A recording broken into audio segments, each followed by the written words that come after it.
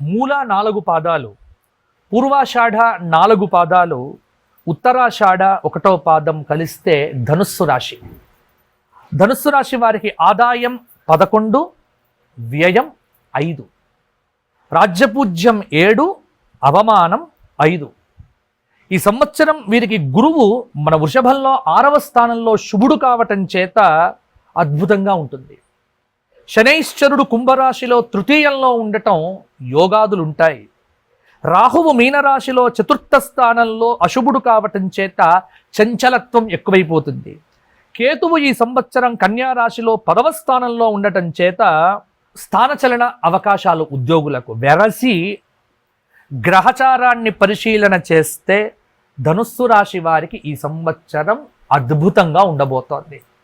విశేషమైన శుభయోగాలు, తలచిన పనులు నెరవేరుతాయి, విదేశీ ప్రయాణములు ఫలిస్తాయి, కోర్టు వ్యవహారములు విజయవంతంగా ఉంటాయి, నూతన గృహం కొనుగోలు చేయవచ్చు, అవివాహిత స్త్రీ పురుషులకు వివాహాది యోగాలు, విద్యార్థులు ప్రణాళికాబద్ధంగా చదివితే వీరికి అదృష్టం కూడా వచ్చి మంచి ర్యాంకులు సంపాదిస్తారు కొంత ప్రయత్నం చేస్తే.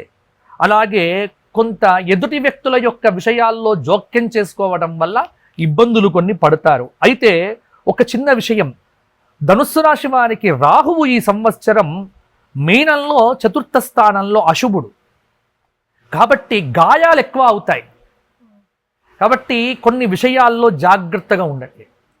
అంటే కింద పడ్డాలు, దెబ్బలు తగిలించుకోవటాలు, గాయాలు చేసుకోవటాలు ఈ రాహువు వల్ల కలుగుతాయి. కాబట్టి కొంత జాగ్రత్తగా ఉంటే మిగతా అన్ని విషయాల్లో ధనుస్సు రాశి వారికి అద్భుతం.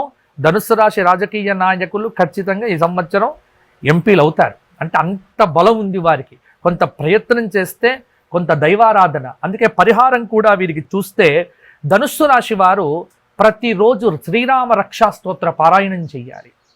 అలాగే భగవద్గీత పారాయణం, పేద విద్యార్థులకు పుస్తకాలు కొనివ్వటం, దానివల్ల సరస్వతి అనుగ్రహం అనేటువంటిది కలుగుతుంది. ప్రతి గురువారం గోక్షేత్రానికి వెళ్ళి గోవులకు నానబెట్టినటువంటి ధాన్యాన్ని, గోగ్రాసాన్ని సమర్పణ చెయ్యండి.